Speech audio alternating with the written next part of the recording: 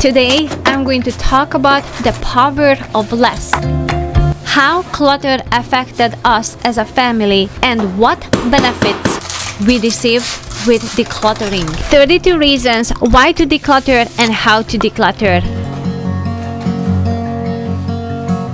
The power of less. Why to declutter? Clutter is an unfinished business. It is a procrastination pile. Taking care of the clutter is about setting healthy boundaries for our space. How clutter affected me. Here are 12 points for that. Made me clumsy, and I got overwhelmed, and I got distracted, and it filled up my mind, took away my focus, started to task hopping, but nothing got done, and I ended up with even more unfinished tasks. I fell behind everything on my list, and it made me irritated and unsettled. It created guilt when I needed a rest. Due to the stress, I started to procrastinate, and that just added to the already existing problem. I ended up in a vicious cycle.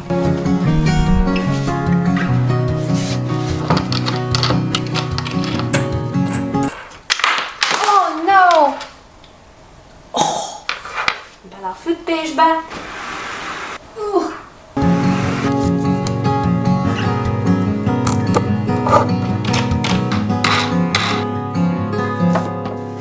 That made me think how families were functioned when I was growing up, and started to notice people had less back then. Less expectation, less comparison, and I started to see my home with a fresh new perspective.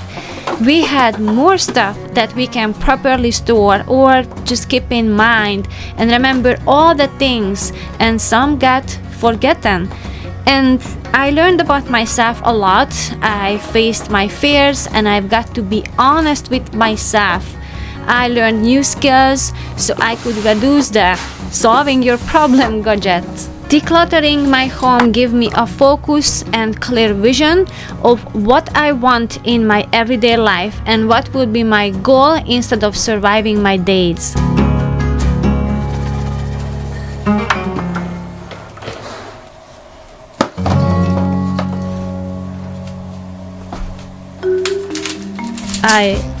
I just decluttering the sweets.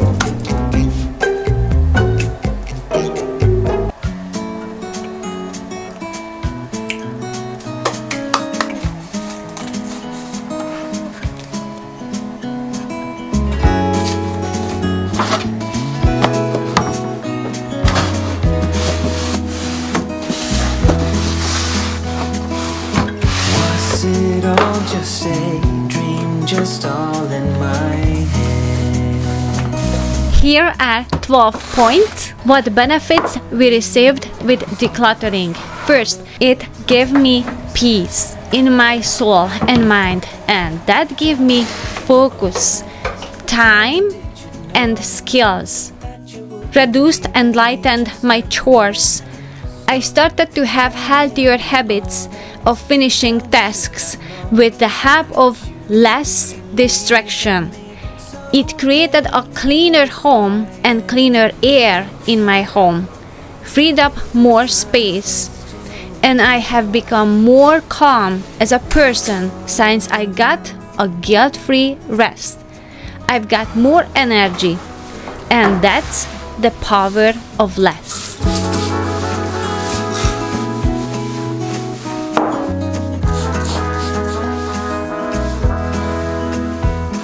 A decluttered home doesn't mean that it's always organized and everything is put away.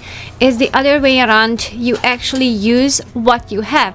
But instead of having like 400 items out there, you only have 20 and you can just fix that in 20 minutes. The whole decluttering process was done in layers to me.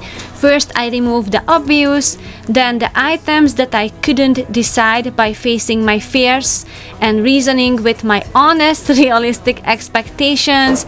What was something that I truly am going to do, or I was just dreaming about to do, because realistically I would not have time for that, or it would be something I wouldn't enjoy as much as I have thought. Simplifying the surroundings in my home had an absolutely positive and huge impact on our life as a family.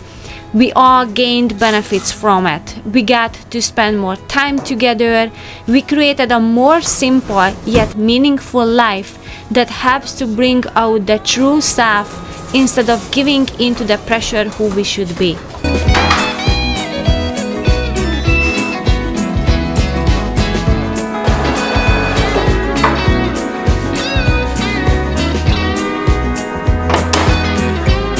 Just tell me and be honest.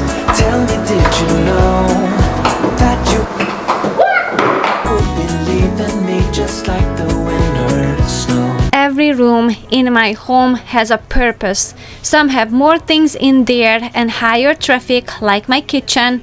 Some have less decor and physical stuff, and I have a more calming purpose, like the bedroom and the living room that is a more commonly used, and the dining room as well. Each family has its own unique sweet spots that works for them the best. Once I find what has worked for us the best, it shifted the energy at home, we feel more relaxed, and it sparks more creativity as well. To let go.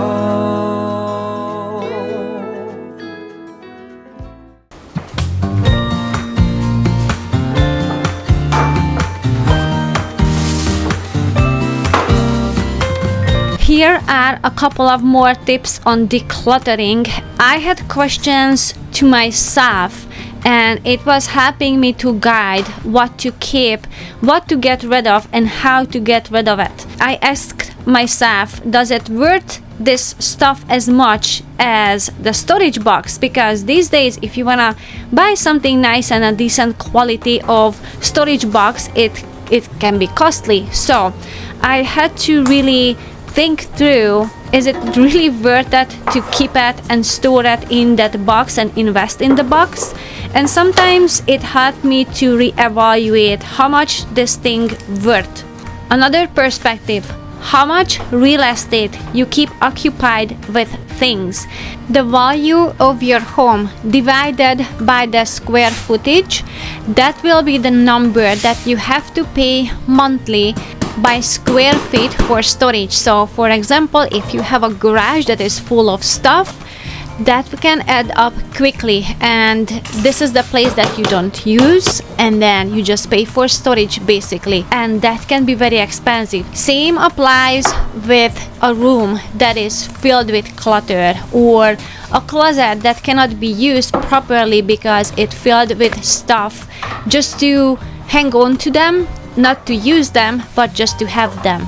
The items that were hard to decide and was shuffling from one room to the another based on which room I was cleaning out wasted most of my time in the decluttering process, because I always find an excuse how to use them or where to store them, and once one room was done, it went into another place, and then I came across with that item again and again, and I had to accept this stuff. If I want this to be out of my sight, it has to be physically leave the house. It had to sink in, and it sounds silly as I'm saying it, but that's the truth. I really had to comprehend that these things needs to go.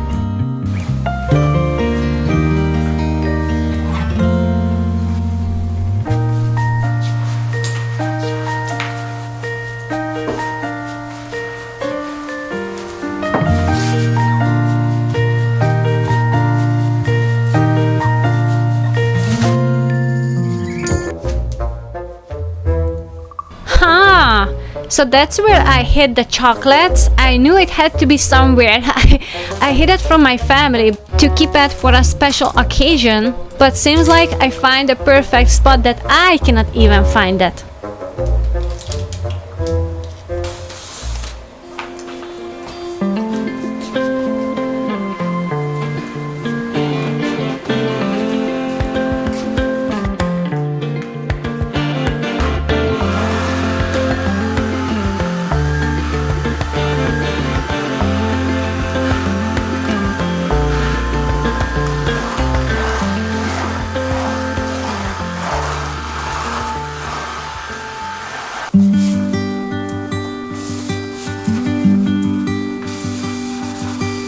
gathered all those items that was hard to let go of, yet I couldn't really bring up any reason why I should keep it, but I just couldn't bear myself to let it go.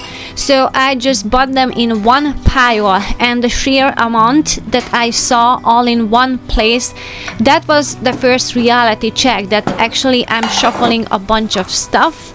And then the second one, what helped me with this method, seeing all those items next to each other, I was able to compare them in a way of, okay, this one is less important than this one. So that made a clearer choice for me that out of this 30 item, this 30th one is the lowest priority to me, so I was able to get rid of it. I went back to it the next day, and again, as I'm seeing them next to each other and comparing them, that just definitely helps with the decision making of what is less important. So that's how I was able to reduce the items. And the funny thing is, as I was getting towards to the end and I was left with 5 items, I was able to feel that actually these items, I don't need them. That's how I got rid of all those items that were hard to decide. Or there was one pile where I was actually able to realize that one specific item was meaningful to me, so I kept that one. When I decluttered my kitchen, that was the hardest thing for me. Bedroom, clothing, living room, those were kind of on the easier side for me. But the kitchen is the hardest because this is where I like to cook, and I'm afraid that I'm going to miss something. Now, gaining some skills with the knife, how to cut and chop, I was eliminating a bunch of other things that I didn't need it in my kitchen.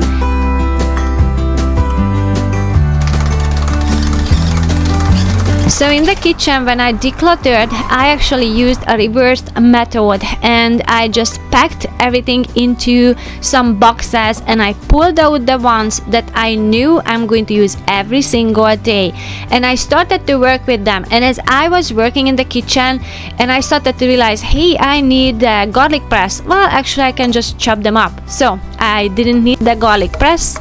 And so one by one with each item, I was basically put through the test if I can be without that. And I slowly started to bring in a few, and then that way I was able to realize what I truly use. And of course there are items that I don't use that often, and I set those aside, but that was a good guide for me, and it was already in the box that I didn't use, so it was easier to get rid of.